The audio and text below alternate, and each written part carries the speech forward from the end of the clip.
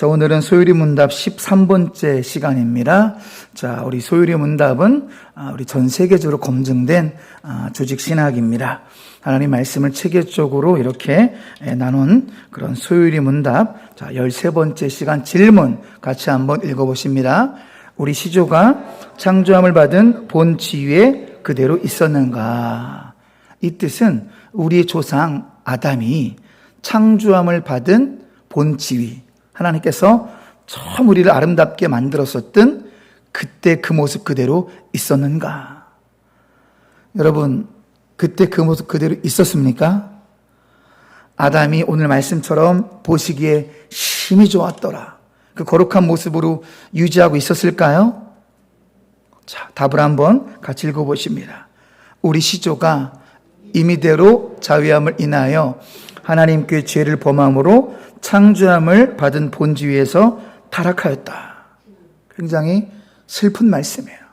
우리 시조 아담, 임의대로 자유함을 인하여 하나님께 우리에게 자유의지를 주셨는데 임의대로 자기 소견에 옳은 대로 자기 판단대로 행동하다가 죄를 범함으로 창조를 받은 본지위, 우리 본 지위에 대해서 잠시 후 말씀을 나눌 것이지만 하나님 우리를 영생하도록 지으셨어요. 우리가 일을 하더라도요, 기쁨으로 노동을 하도록 우리를 만드셨다는 사실입니다. 정말로 심히 좋았더라. 그런데 모든 것이 무너지고 말았어요.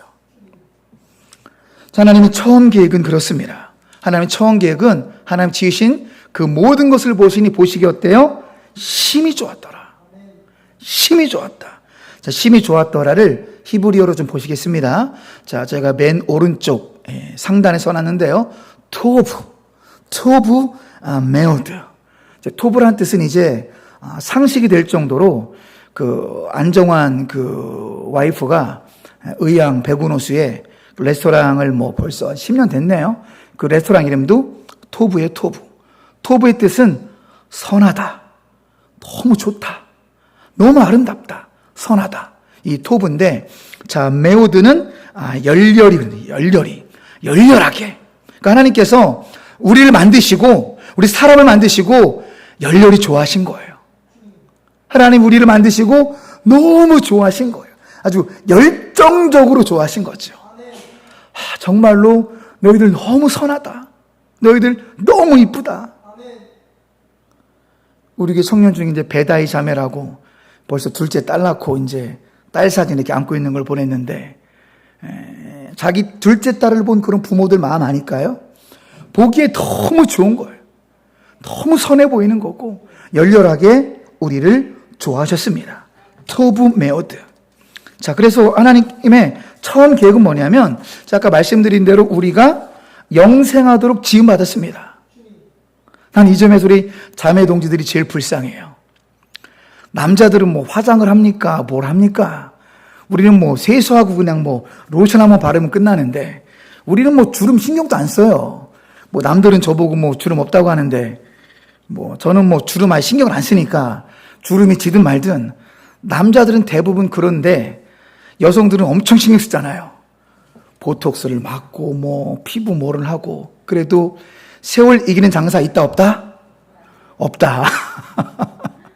여러분 그냥 곱게 늙으시면 됩니다. 뭐 굳이 안 피셔도 돼요. 나중에 주님 만나면 다 펴지게 돼 있습니다. 돈 들여 필 필요 없다니까요. 이게 성경의 약속이에요. 예수님께서 변화산에서 변모된 모습을 보이시면서 너희들 모두도 나와 같이 세상의 어떤 빨래보다 더 희고 아름다울 정도로 다 부활될 것이다.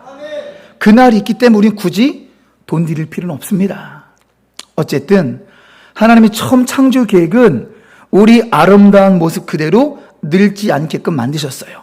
에덴 동산에서. 거기는 질병이 없기 때문에 사망도 없었어요. 근데 우리 시조 아담과 하와가 죄를 짓고 이제 죄가 들어오고 질병과 사망이 들어와서 우리에게 죽음이라는 게 왔기 때문에 우리가 지금 죽음으로 걸어가고 있는 거예요. 하나님의 처음 계획은요, 영생하도록 지음받았습니다. 그리고 우리의 원래 지혜는 다 엄청 뛰어났어요. 아담이 모든 동물의 이름을 다 지었거든요. 탁월한 지혜가 있었습니다. 우리의 처음 모습은. 그리고 노동도 있었죠. 타락 이후에 노동이 온 것이 아니라 하나님께서 에덴 동산은 우리 신학자들의 말에 의하면 그냥 우리 주일학교 그림에서 보듯이 어디 뒷동산 정도가 아닙니다. 에덴 동산의 크기는 경기도만한 땅이라고 해요. 구약 신학자들이 주장해요. 정확한 하나님만 아시겠지만 경기도만한 땅을 아담과 하와에게 경작하라. 기쁨으로 노동하라. 기쁨으로 사역하라. 타락 이후에 우린 기쁨으로 노동하지 않습니다. 아유, 오늘 또 출근하네. 아유, 지겨운 놈의 직장. 언제 때려치나. 어떤 청년은 그러더라고요. 입사와 동시에 사표를 생각한다. 그 정도 일이 힘들다는 거죠. 그런데 우리 처음 모습은 그렇지 않았습니다. 기쁨으로 노동하게 우리를 창조하셨는데 우리가 왜 이렇게 됐는가? 자, 성경에서 가장 슬픈 말씀이 있어요. 창세기 3장 6절이야말로 온 인류가 운명이 바뀌어버리는 성경에서 가장 슬픈 말씀이 창세기 3장 6절입니다. 우리가 왜 이렇게 힘들게 사는 이유가 저기 있거든요. 같이 읽어보실까요? 여자가 그 나무를 본즉 먹음직도 하고 보암직도 하고 지혜롭게 할 만큼 탐스럽게도 한 나무지라. 여자가 그 열매를 따먹고 자기와 함께 있는 남편에게 주매 그도 먹은지라. 하나님이 동산의 경기도만한 땅에 다른 것은 다 건드려도 선악과만큼은 나의 영역이니 건들지 말아라. 하나님께 정면 도전한 것입니다. 하나님께 반역한 거예요. 하나님께서 우리에게 자유의지를 주셨는데 자유의지의 남용이지요. 다음 그림 보실까요? 하나님은요 우리를 저렇게 무슨 꼭두각시 인형처럼 저렇게 만들지 않으셨다는 거예요. 여러분 놀라운 것입니다. 우리 사람이 하나님 보실 때 얼마나 소중한 존재냐면 사람만이 하나님과 소통하도록 만들어졌습니다. 여러분 스스로를 존귀 여기시기 바랍니다. 여러분 동물 생각해요. 동물은 저기 호주에 있는 강아지도 멍멍거리고요. 미국에 있는 강아지도 멍멍거리고 우리 집 똥개도 멍멍거려요. 개들은 지네끼리 소통도 힘들고 하나님과 소통은 상상도 할 수 없습니다. 하지만 사람이 무엇이 간대? 나 같은 죄인이 무엇이 간대? 우리는 하나님과 소통할 수 있는 기도라는 특권을 주셨습니다. 우리는 하나님과 대화할 수 있는 놀라운 존재라는 거예요. 그래서 하나님께서 우리에게는 자유의지를 주신 거예요. 자유의지. 자, 자유의지를 주면 우리가 그 주님이 능하신 손 아래서 겸손해야 되는데, 자, 저 금붕어 그림 뭐냐면은, 예를 들어 금붕어가 자기 자유를 남용해서 어항을 벗어나면은 어떻게 될까요? 한 2시간, 3시간만 지나면 아마 멸치로 바뀔 거예요. 멸치. 배짱 말라가지고. 이게 자유의 남용의 결과라는 거예요. 이 타락의 결과로 말미암아 여자에게 임신과 출산의 고통이 왔습니다. 창세기 3장 16절. 또 부부간의 불화. 창세기 3장 16절 하반절. 이것도 우리가 좀 눈여겨볼 말씀인데요. 창세기 3장 16절 말씀 보면은 자, 좀 우리의 이 성경 말씀 개역개정이 좀 잘못 오역으로 번역됐어요. 한번 여러분 찾아보세요. 창세기 3장 16절. 좀 제가 바로 잡아드릴 필요가 있습니다. 이것도 타락의 결과거든요. 같이 한번 창세기 3장 16절 읽습니다. 시작.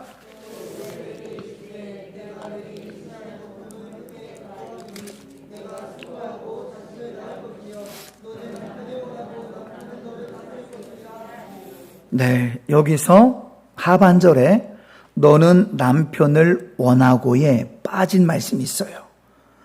여자도 남편을 다스리기를 원하고, 원래 뜻입니다. 근데 그게 빠져버리니까 오해하기 쉽죠. 여자는 남편을 원하는데 남자는 여자를 다스린다. 완전히 오해하기 쉬운 말이죠. 여기서 원한다는 것은 남편을 원한다가 아니라 여자도 남편을 다스리기를 원하고 남편도 여자를 다스리기를 원하니까 부부의 불화가 생길 수밖에 없는 것입니다. 부부싸움도 사실은 타락의 결과예요. 이때 아담과 하와의 타락 사건 이후입니다. 그래서 가정 간의 불화도 사실은 타락의 결과라는 거죠. 땅이 저주를 받습니다. 창세기 3장 17절 18절. 그리고 18절을 마시면 땅이 내게 가시덤불과 엉겅퀴를 낼 것이라. 땅이 타락했습니다. 여러분, 저 뒷동산 산을 생각해 보세요. 처음의 동산은 그런 모습이 아니었습니다. 서로 도와주고 서로 살려주고 독사굴에 손을 넣어도 물리지 않고 그렇게 사자와 같이 사슴이 뛰놀고 있는 그런 아름다운 완벽한 화평의 그런 동산이었는데, 지금은 어떻게 됐죠? 먹고 먹히는 관계죠. 산에 있는 생태계를 보세요. 뱀은 쥐를 잡아먹고 쥐는 또 벌레를 잡아먹고 등등 해가지고 이 곤충까지 서로 잡아먹히는 먹이사슬의 관계, 사실은 우리네 사는 전쟁터예요. 걔들은 밀림도 그렇고 생존하기 위한 전쟁터로 다 바뀌어버렸습니다. 밀림도 뒷동산도. 걔들은 다 살기 위해서 지금 몸부림치는, 이것이 땅의 저주라는 거예요. 땅이 타락했습니다. 그 이전에 우리가 굳이 농사짓지 않아도 먹을 것이 풍성했습니다.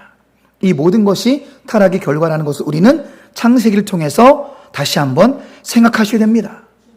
남자들도 평생 땀 흘려 일해야, 말씀 그대로 보면 네가 다시 흙으로 돌아가는 그 시간까지 네가 땀을 흘려야만 네 처자식이 먹고 살 수 있을 것이다. 그래서 우리 모두가 지금 자본주의 사회 속에서 돈이 없으면 살 수 없는 시대에 이루어졌잖아요.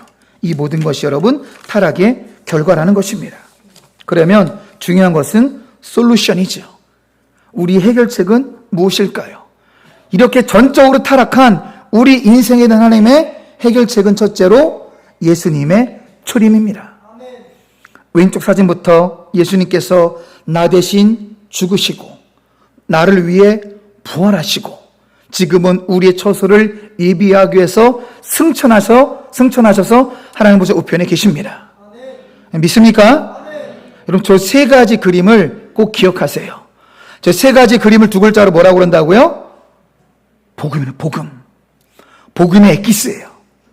저 세 장면이 없으면 우리 인생은 구원이 없습니다. 놀라운 하나님의 행하신 구원의 역사라는 거죠. 그런데 문제는 무엇입니까? 예수 그리스도는 초림의 은혜를 경험했음에도 불구하고 우리의 모습은 여전히 불완전하다라는 거죠. 하나님이 해결하셨으면 우리가 좀 제대로 온전히 서야 되는데 우리의 모습은 여전히 불완전하다라는 거죠. 여러분, 사도 바울의 고백을 한번 같이 읽어볼까요? 내 속사람으로는 하나님의 법을 즐거워하되 내 지체 속에 한 다른 법이 내 마음의 법과 싸워 내 지체 속에 있는 죄의 법으로 나를 사로잡는 것을 보는도다. 여러분, 심각한 말씀입니다. 사도 바울이 저 정도면 우리는 어느 정도란 말입니까? 바울의 고백이에요. 하나님의 위대한 사도 바울의 고백이 내 속사람으로는 하나님의 법을 즐거워하는데 내 지체 속에, 육체 속의 다른 법은 죄를 너무너무 좋아하는구나. 죄를 좋아하는 정도가 아니라 나는 하나님을 믿는다고 말하면서, 나는 교회를 다닌다고 말하면서 내 속에 있는 속사람은 하나님의 법이지만 내 육체는 여전히 죄의 법에 사로잡혀 있는 나를 보는도다. 자, 그 다음 말씀 24절 같이 읽습니다. 오호라, 나는 곤고한 사람이로다. 이 사망의 몸에서 누가 나를 건져내랴. 너무나 유명한 고백 아닙니까? 바울이 오호라, 나는 곤고한 사람이다. 여기서 여러분, 곤고한이 헬라어로 탈라이포로스라고 하는데, 이 탈라이포로스의 뜻이 뭐냐면은 영속적인 시련이라는 뜻입니다. 바울이 계속해서 넘어진 부분이 있는 것 같아요. 우리는 어떻습니까? 바울이 이 정도인데 여러분, 우리는 많이 다르십니까? 바울이 절망 속에 살아가는 거예요. 나는 주님을 안다고 알고 믿는다고 믿었는데 나의 실상을 하나님 말씀과 하나님의 거룩과 나를 비추어 보니 영속적인 시련이 있는 이 불쌍한 나의 모습, 이게 보니 이 사망의 몸은 헬라어로 소마, 이 사망 육체에서 누가 나를 건져내랴. 여러분, 바울의 고백이자 바울의 탄식입니다. 여러분은 어떻습니까? 이 말씀과 나를 비교해 보시기 바랍니다. 나는 거듭났는 줄 알았는데 여전히 죄와 싸우고 여전히 죄에 사로잡히고 있는 나의 모습을 발견하시지는 않으십니까? 거듭난 이후로, 아니 정말로 거듭나기는 한 것입니까? 죄에 사로잡히는 바울의 모습 우리는 여러분 더하지 않겠습니까? 그럼 우리는 어떻게 해야 될까요? 바울이 저 정도면 우리의 내면은 실제로 어느 정도일까요? 그래서 우리는 지속적인 회심을 해야 됩니다. 여러분 피 흘리기까지 싸우시기 바랍니다. 같이 말씀 읽어보십니다. 여러분은 죄와 맞서 싸우지만 아직 피를 흘리기까지 대항한 일은 없습니다. 여러분 이것이 믿음입니다. 죄의 유혹 앞에서 넘어지는 것은 결코 자랑이 아니라는 거죠. 히브리서 12장 4절 말씀처럼 죄와의 싸움에서 목숨을 걸고 싸우시기 바랍니다. 이게 진짜 믿음이라는 거예요. 이게 주님이 가르쳐 주시는 승리의 방법은 피 흘리기까지 죄와 싸우라는 거예요. 적당히 타협하거나 적당히 넘어가는 것이 아닙니다. 우리 삶의 수많은 유혹과 죄의 유혹 속에서 피 흘리기까지 싸우는 참된 믿음으로 나아가시는 우리 모두가 되시길 축원합니다. 그 다음 여러분 진짜 회심, 진짜 거듭나야 됩니다. 여러분 정말로 회심하셨습니까? 여러분 진짜 거듭나셨습니까? 다시 말씀으로 확인합니다. 새 포도주는 새 부대에 넣어야 할 것이니라. 여러분 이것을 놓고 기도하시기 바랍니다. 우리가 자꾸 넘어지는 모습은 왜 그런가 하면은 아직 새 부대가 아니라서 그런 거예요. 예수님 말씀하셨죠. 새 포도주를 흔 부대 넘어지면 포도주도 날아가고 부대 다 낡아져서 찢어져 버린다. 그러니 새 포도주는 새 부대에 담아야 된다. 우리가 진정한 회심을 해야 된다는 거예요. 어정쩡한 회개가 아니라는 거죠. 완전히 유턴해야 되는 것이고 완전히 거듭나야 됩니다. 그 안에 예수 그리스도가 살아 숨쉴 수 있는 진정한 회심을 하셨습니까? 진짜 회심한 사람은 옛사람의 모습으로 돌아가지 않는 특징을 보입니다. 옛사람으로 아직도 내가 자꾸만 돌아가려 한다면 그것은 아직은 진짜 회심이 아니기 때문에 그렇습니다. 요즘 잠언 말씀도 그렇고요. 복음서 말씀도 그렇고요. 우리의 필요한 기도는 무엇입니까? 주님 새 부대가 되게 하여 주시옵소서. 주님 새롭게 하여 주시옵소서. 저의 힘으로는 감당할 수 없사오니 주여 저를 새롭게 변화시켜 주시옵소서. 물이 변하여 포도주가 되는 것. 예수님께서 가나 혼인잔치에서 보여주신 첫 번째 기적이 여러분 무엇입니까? 예수님의 공생의 사역 가운데 첫 번째 기적이 무엇입니까? 물이 변하여 포도주가 되게 하신 거예요. 여러분 그 메시지를 기억하십니까? 그 의미를 아십니까? 사람의 근본을 변화시킬 수 있는 분은 나 예수 그리스도밖에 없다. 이게 메시지예요. 우리의 문제를 바꿀 수 있는 분 예수님밖에 없습니다. 우리 힘으로 되는 것은 아무것도 없습니다. 내가 복음을 전하고 내가 찬양을 하고 내가 전도를 하고 내가 교회를 다니는 모든 것조차 나의 힘이 아니라 주님의 은혜라는 것입니다. 전적인 주님의 은혜예요. 우리가 지금 여기 앉아있는 거 전적인 주님의 은혜입니다. 우리의 모든 삶의 상황과 우리의 내면을 근본적으로 바꿀 수 있는 분 예수님밖에 없습니다. 우리의 문제의 근본을 해결할 수 있는 분 예수님밖에 없어요.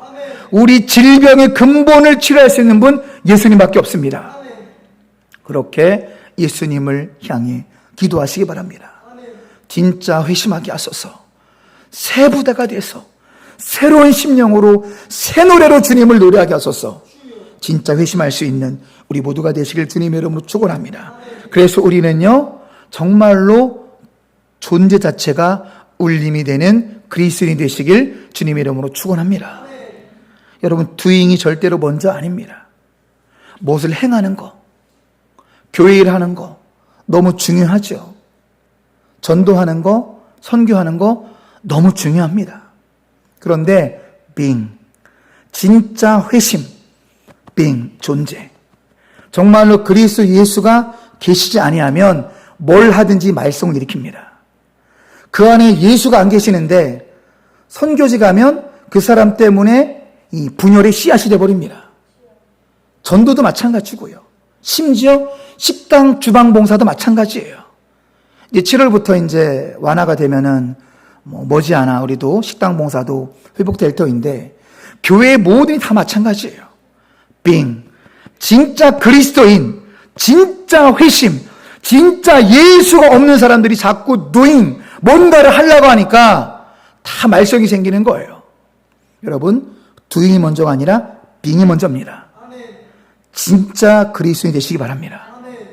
여러분 안에 살아 숨쉬는 그리스도를 모시고 살아가는 진짜 회심자, 진짜 신자가 되시길 주님으로 축원합니다.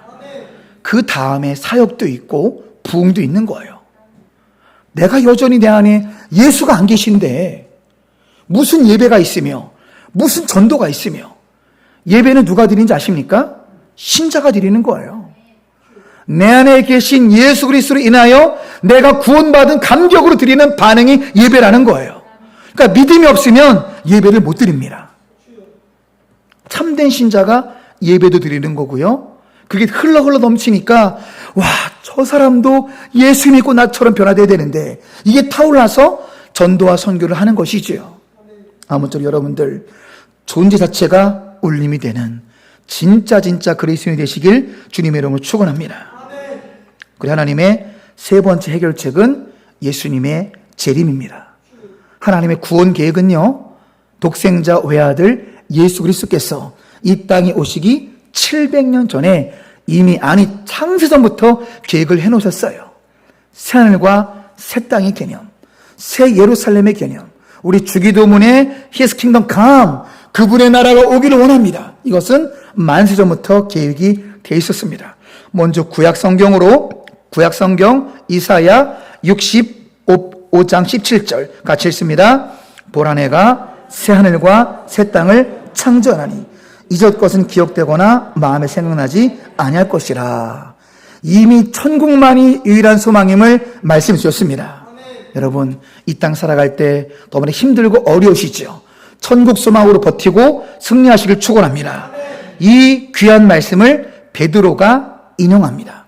베드로 후 3장 13절에서 이 말씀을 베드로가 그대로 인용을 하죠. 같이 읽어볼까요? 우리는 그 약속대로 의가 있는 곳인 새하늘과 새 땅을 바라보도다. 할렐루야. 베드로처럼 새하늘과 새 땅을 바라보고 천국의 약속을 붙드시고 오늘을 이겨나가시길 축원합니다. 이 말씀을 또 누가 또 인용했어요? 사도 요한이 이 말씀을 인용한 거예요.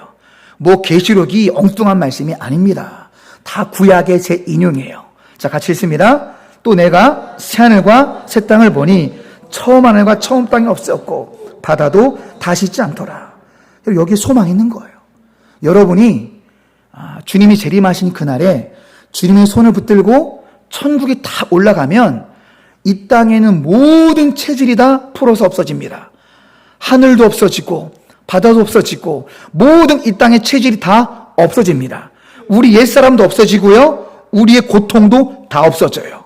여러분의 상처, 그 누구도 치를 수 없을 건 내 상처 또한 다 없어집니다. 모든 슬픔이 다 없어지는 거예요.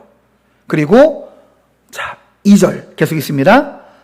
또 내가 보매 거룩한 성 새 예루살렘이 하나님께로부터 하늘에서 내려오니 그 준비한 것이 신부가 남편을 위하여 단장하였더라. 새하늘과 새 땅은 거룩한 성 새 예루살렘입니다.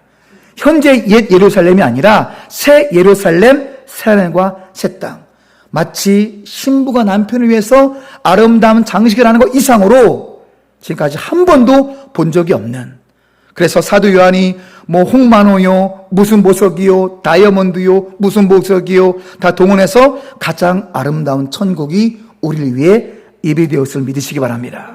예수님께서 재림하시는 그날에 우린 주님의 손을 붙들고 새 예루살렘에서 기쁨과 신령한 은혜만이 넘치는 그곳에서 새 노래로 주님을 찬양할 그날이 올 줄로 믿습니다.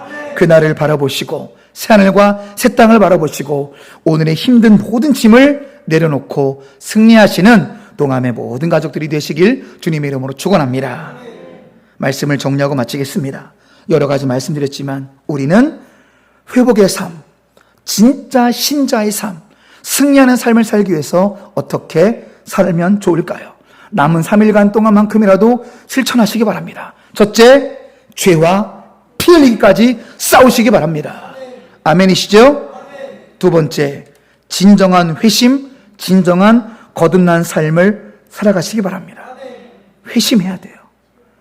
회개하고 죄짓고 회개하고 죄짓고 그런 삶은 나중에 주님께 버림받을 수도 있습니다. 왜?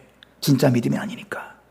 진짜 회심한 사람은 유턴한 사람입니다. 진짜 회심자가 되시길 축복합니다. 여러분, 가짜 착각에 속으시면 안 돼요. 나 정도면 구원받았겠지. 내가 나를 평가하시면 안 됩니다. 그 유명한 C.S. 루이스요. 지금의 많은 청년들 존경하고 있는 C.S. 루이스 같은 그 교수님도 솔직히 3번 정도의 이런 엄격한 회심의 과정을 통해서 내가 이제 진짜 그리스도인이 되었구나. 내가 진짜 회심했구나. 그렇게 고백했을 정도로 회심한 자는 성령의 열매가 있어요. 성령의 9가지 열매가 있습니다.